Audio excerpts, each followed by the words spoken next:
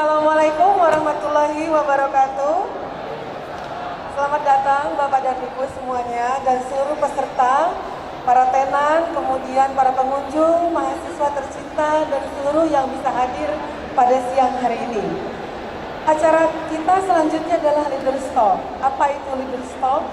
Kita menampilkan para pemimpin untuk hadir di Telkom University ini untuk berbagi pengalaman, berbagi ilmu, dan tidak jauh yaitu untuk turut mencerdaskan kehidupan bangsa. Tanpa berpanjang lebar, saya akan memperkenalkan dulu orang yang sangat terkenal ini. Pasti Bapak Ibu sekalian semua sudah tahu siapa beliau, tapi rasanya kurang lengkap ya kalau saya nggak memperkenalkan. Tadi Pak Rektor udah bercerita bahwa Pak Arif Yahya ini 3 tahun yang lalu ya Pak ya, datang ke sini sebagai CEO Telkom Indonesia. Kemudian 3 tahun kemudian beliau hadir di ruangan ini bersama kita merayakan ulang tahun Telkom University yang ketiga. Masih imut ya Pak, 3 tahun. Baru 3 tahun kemudian beliau sudah hadir sebagai putra bangsa menjadi Menteri Pariwisata Indonesia. Tepuk tangan Bapak Arif Yahya, silakan Pak.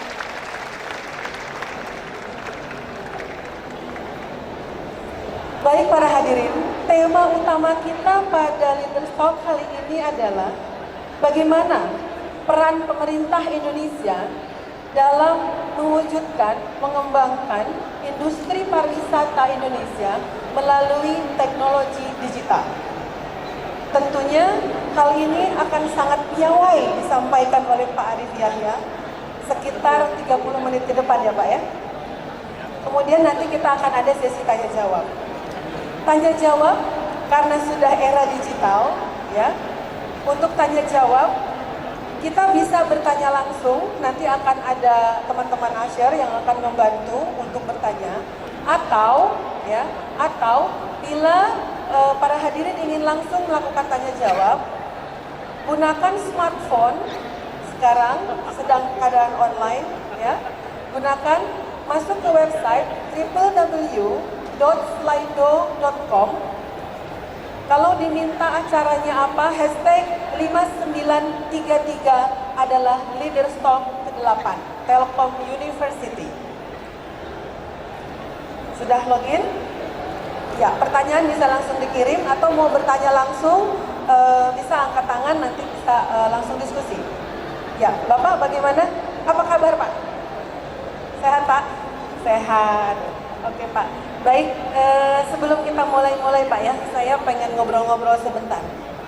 Ini kan saya itu Pak diminta jadi moderator Leaders Talk Pak, untuk membahas tentang bagaimana peran pemerintah memajukan industri pariwisata di Indonesia dengan teknologi digital. Nah, kalau kita lihat sejarah yang lalu, kan Bapak CEO PT Telkom, tentunya sangat berkaitan dengan teknologi gitu Pak ya. Nah kemudian Telkom University dari 7 fakultas yang ada, kami ICT based semuanya. Harapan saya sebagai moderator dan mungkin harapan pemirsa hari ini semua, pasti inginnya tidak hanya melihat perspektif Bapak sebagai menteri, tentunya cita-cita kedepannya untuk industri pariwisata Indonesia itu seperti apa bisa dipaparkan sekarang. Silahkan Pak, punya waktu 30 menit untuk menjelaskan. Pemaparan? Ya. Oke, boleh langsung aja ya? Baik Pak. Baik, terima kasih. Tepuk tangan buat Pak Arif Yahya. Baik, terima kasih. Assalamualaikum warahmatullahi wabarakatuh. Waalaikumsalam warahmatullahi Ya, bagusan yang ini Mas. Terima kasih. Kalau saya modal, tadi nggak modal. Salam sejahtera untuk kita semua. Semangat pagi! Terima kasih yang saya hormati Pak Wagub beserta seluruh jajaran, Ibu Ida, tadi ada Pak Wagub juga, Rektor Telyu, Dwi, rekan-rekan semua, hampir hafal semuanya, dulu saya marahin mulu sama. Baik, waktunya 30 menit, terutama mahasiswa dengarkan dengan baik. presentasi tentang tourism dan telecommunication. Kayaknya dua-duanya jagoan saya deh sekarang sama teman-teman. Oke, next. Mungkin mulainya dari sini nih, Pak Wagub, penting sekali nih. Bagaimana kita bisnis, bagaimana di bisnis itu bahwa konteks jauh lebih penting daripada konten, even daripada capability kita. Konteks itu adalah apa yang sekarang terjadi. Trend forecasting lebih penting daripada apa sekarang yang kita miliki. Contoh dulu Telkom itu hanya telepon rumah, tapi ketika trend dan forecastingnya ke mobile, punya atau tidak punya capability kita harus berubah. Sama juga nanti di tourism, nanti rekan-rekan akan lihat tourism itu kalau tidak masuk digital dia akan mati. Transportation juga akan seperti itu. Nah, ini ceritanya Pak Wagub. Agriculture, mohon maaf pakai bahasa jelas saja. Agriculture itu value-nya rendah, value add. Itu bisa kita lihat petani-petani kita, nelayan-nelayan kita di Indonesia, pendapatan per kapitanya rendah. Nelayan terutama, mohon maaf kalau ada Bu Susi di sini atau saudaranya, rumahnya kumuh-kumuh, Pak. Lalu muncullah era yang kedua, revolusi industri dulu, industrial. Nomor 3 zaman saya jadi di Telkom, era informasi. Kalau masih ingat yang tua-tua terutama, eranya Alvin Toffler itu, tahun 80-an. Dan yang terakhir sebenarnya adalah eranya bangsa ini. Knowledge industry atau populer disebut sebagai creative industry. Di creative industry ini Pak Wagub nih harusnya, Anda harus pelopornya. Saya kasih contoh dulu, biar nih omongan saya. Korea contohnya adalah negara dengan kreatif industri sangat bagus. Kreatif industri di Korea, ini kalau ada orang Korea hadir di sini pasti senang ya.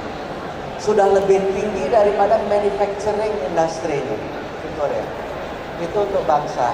Ketika dia udah berhasil mentransform negaranya sekarang menjadi kreatif industri instead of manufacturing Korea. Kalau perusahaan di kreatif industri value-nya yang tertinggi di dunia. Contoh Google itu sekarang value-nya lebih dari 400 miliar dolar. Berapa besar 400 miliar dolar? Telkom Indonesia itu sekitar 20 lebih sedikit miliar dolar. Facebook dibuat anak kecil itu sekarang udah 150 miliar dolar. Itu semuanya di kreatif industri. Kalau lihat perusahaan negara yang bergerak di kreatif industri paling bagus, perusahaannya paling bagus. Dan Indonesia yang paling mungkin menang ada di kreatif industri. Kalau di manufacturing, tidak seorang pun negara yang bisa mengalahkan China. Anda semua bawa handphone di sini, saya bisa guarantee hampir seluruh 100% handphone kita manufacture di China. Kecuali yang buatan Korea, apalagi yang Samsung 7 ya, S7. Semuanya buatan China, Pak. Pisau buatan China. Apa saja yang kita bikin manufacture di China. Mungkin saya sebut aja Nokia manufacture di China, Siemens di China, BlackBerry, saya masih pakai BlackBerry di China, Motorola manufacture di China. Hampir semua barang di dunia dibuat di China. Kalau kita beli pisau, katakan di sini di Dayakolot sini, 5.000 buatan Cina sudah sampai Bandung. Kalau kita membuat sendiri, ongkos buatnya aja udah 15.000. Kita tidak pernah bisa compete atau mengalahkan China, bukan hanya Indonesia. Seluruh dunia tidak akan bisa mengalahkan China dalam hal di manufacturing industry. Sehingga saya sering guyonan, laki-laki itu diciptakan Tuhan, Pak, perempuan diciptakan Tuhan, sisanya itu made in China. Karena hampir semuanya dibuat China.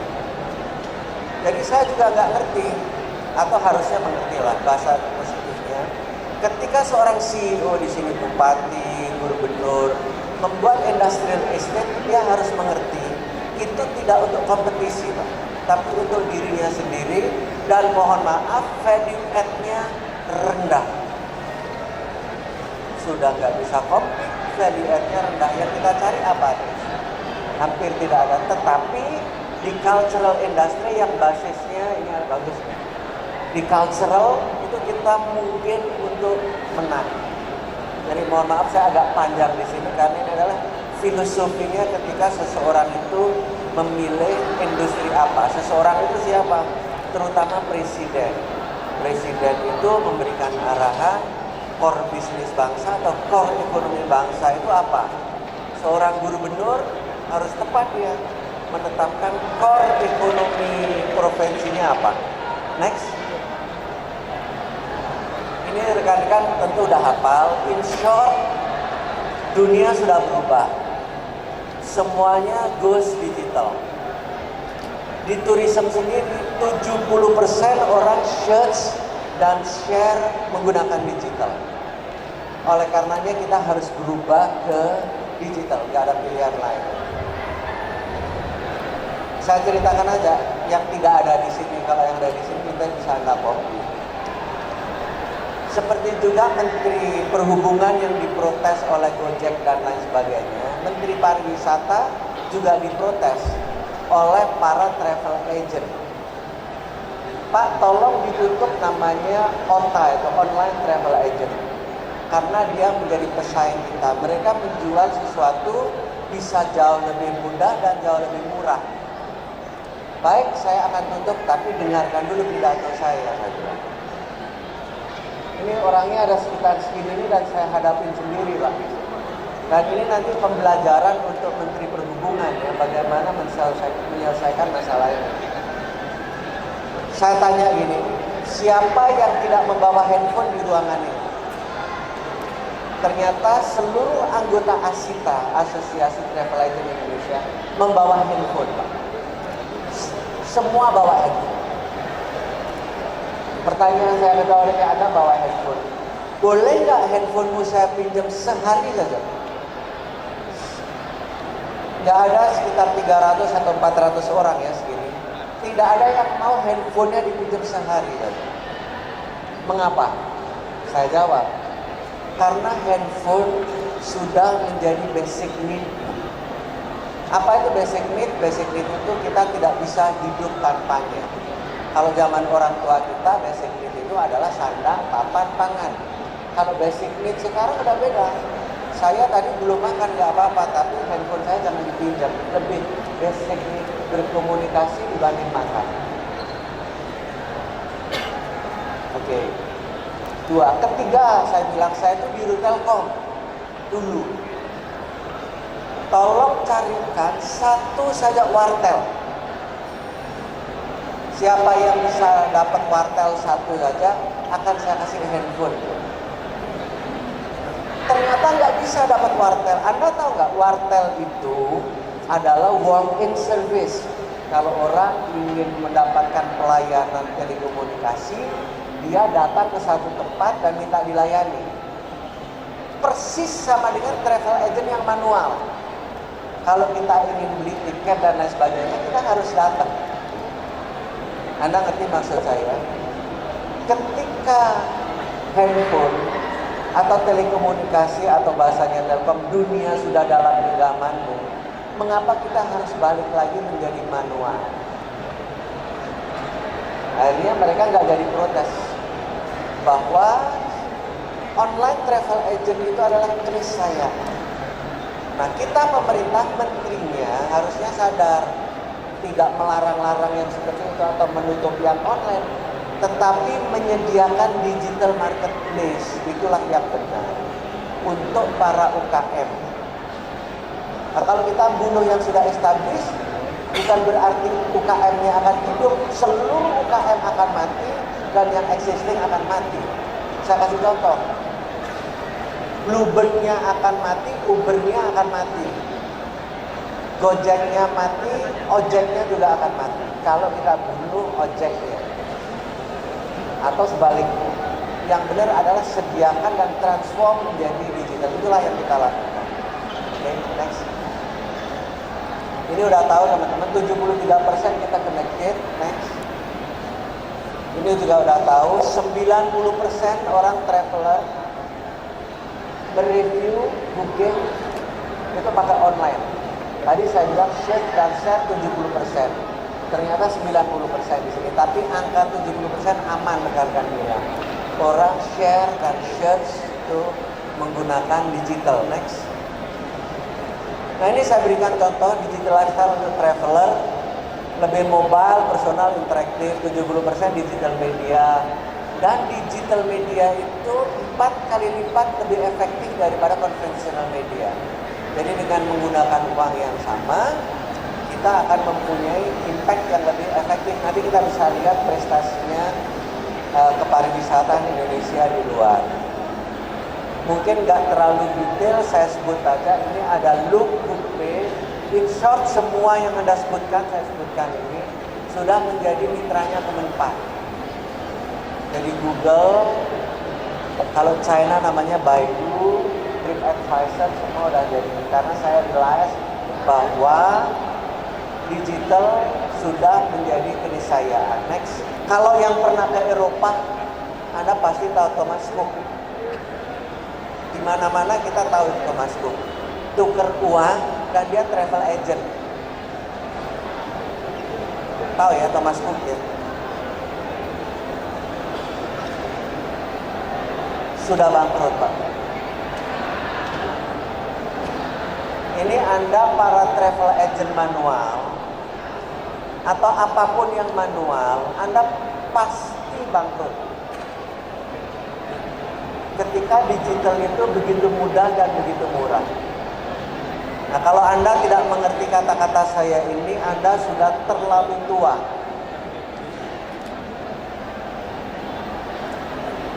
Yang nggak ngerti ya, kamu tua.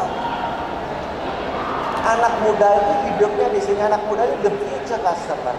Dan ingat dalam bisnis, who wins the future, wins the game. Hati-hati itu.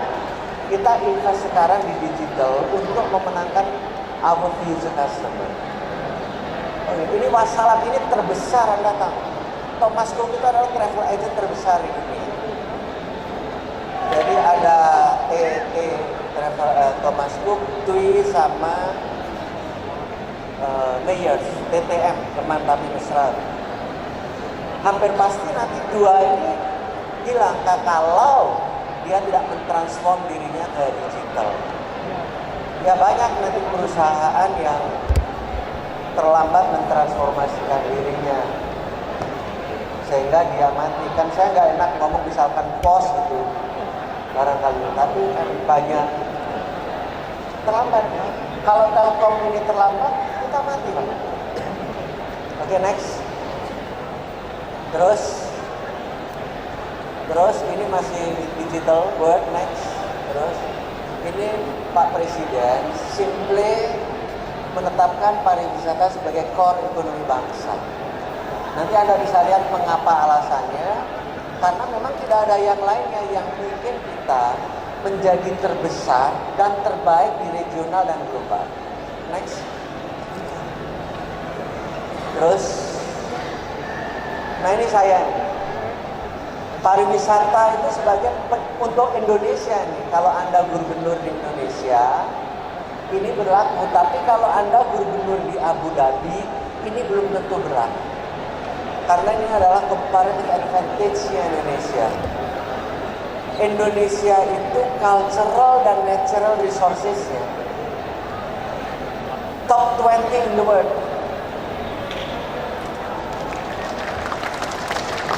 Jadi paling enak itu jadi menteri pariwisata, Pak. Potensinya sangat besar, performansinya sangat buruk. Udah pasti berhasil. Jangan bilang-bilang Pak Presiden ya. 12 juta tahun ini pasti berhasil. 20 juta pasti berhasil, malah kurang itu. Kita natural dan culture-nya top 20. Pakai 4P lah, rumus paling sederhana. Produk kita terbaik di dunia, top 20. Yang kedua, price kita top 15. 3 di dunia, price competitiveness kita. Punya produk bagus, harga murah. Ini kan menterinya gendut kalau nggak bisa jual. Tinggal promosi dan place. Makanya promosinya kita genjot, place-nya, pelayanannya kita naikkan. Dengan hipotesis itu saya berani mengatakan pariwisata itu adalah penyumbang PDB, itu adalah kalau kita ngomong pertumbuhan ekonomi. Pertumbuhan ekonomi itu adalah pertumbuhan PDB. Pertumbuhan ekonomi, penghasil devisa dan employment termudah dan termurah. Bandingkan dengan semua industri. Nanti bisa kita lihat. Next. Saya nggak enak memberikan beberapa contoh, tapi saya sebut aja lah. Salah satu yang berhasil Sulawesi Utara. Kalau kota Solo berhasil, Banyuwangi berhasil. Pendapatan per kapitanya jauh melampaui tetangga-tetangganya. Ketika mereka konsisten masuk di kreatif industri pariwisata. Di dunia ini hanya ada 3, Pak. TTI namanya, Trade, Tourism, Investment. Kalau kita mau orientasinya ekspor. Kalau tourism dan trade dan investment, kita tidak akan pernah bisa mengalahkan Singapura. Nggak akan pernah bisa. Hong Kong, Singapura, Dubai, Abu Dhabi, Doha, itu sudah menjadi jawaranya di dunia untuk trade dan investment. Tapi Singapura tidak bisa mengalahkan kita di tourism. Maka sebenarnya yang benar itu kalau di Indonesia start dengan tourism. Kalau tourismnya baik, maka trade dan investmentnya baik. Bukan trade itu, seumur-umur kita udah nggak bisa ngalahin Singapura. Anda nggak tahu pasti, investasi terbesar di Indonesia itu dari Singapura sebagai investment center. Perdagangan terbesar Singapura, Hong Kong, karena dia adalah hub untuk trade dan investment. Oke, ini PDB singkat aja. Defisit nasional dan nominalnya tertinggi di ASEAN pariwisata. Kedua, growth-nya melebihi yang lain, impact-nya paling besar. Jadi kalau ada orang spending 1 juta US dollar, maka PDB-nya adalah 1,7 kali. Maka pejabat sering pidato gini, pidatonya pejabat. Pariwisata itu impact-nya, multiplier effect-nya paling besar. Kata-kata itu betul, Pak. Ini statistik dari WDTC. Jadi kalau orang spending 1 juta dolar di hotel, dia akan mendrive sayur orang beli, susu orang beli, dan mereka membelikan lagi sehingga impact-nya terhadap PDB adalah 1,3 lipat. Nomor 2, dia penghasil devisa. Sekarang nomor 4, Pak, tapi dengan mudah pariwisata itu akan menjadi penghasil devisa nomor 1 tahun 2019. Terus tenaga kerja, ini bagi kita pengangguran itu 7 juta. Kalau di pariwisata untuk create satu job opportunity hanya 5.000 US dollar. Tapi di average industri itu 100.000 US dollar, 1 miliar lah. Next. Oke, cepet aja. Ini nggak penting angkanya, tapi saya ingin katakan gini. Kalau kita ingin menjadi global player, harus selalu menggunakan global standard. Jadi kalau saya sudah melampaui ini dari WDTC atau WF, maka kita yang menerai itu adalah dunia, bukan kita sendiri. Ini harus diperhatikan nih, terutama Telkom, jangan lupa lagi Anda. Saya udah datengin itu UNWTO, sekjennya saya datengin, Pak. WF saya datengin. Mengapa Anda meranking bangsa saya kok rendah sekali? Langsung, Pak, datengin. Nanti kita bisa lihat hasilnya. Tapi poinnya itu, gunakanlah global standard kalau mau menjadi global player. Kamu baik karena global standard. Telkom baik karena siapa? Karena Telkom salah. Global standard mengatakan bahwa kita baik. Next. Ini perbandingannya, ini yang saya bilang. Nomor 1 dia di ASEAN. Next. Terus ini GDP, terus terus. Nah ini, devisa mungkin sebelumnya. Oke, next. Devisa pariwisata itu nomor 4, Pak. Nomor 1 minyak dan gas bumi, nomor 2 batu bara, nomor 3 kelapa sawit, nomor 4 pariwisata. Jadi in short nih, saya jadi menteri itu menerima pariwisata 10 miliar dolar. Belum selesai nih Pak, udah naik hampir 25%. Sementara minyak dan gas bumi dari 30 miliar drop drastically. Drop 40%, tinggal 60%, menjadi 18 miliar dolar. Udah kecil, Anda tahu nggak kasus Masila dan lain sebagainya. Ini udah makan 2 menteri nih Pak. Berantem karena ini Pak.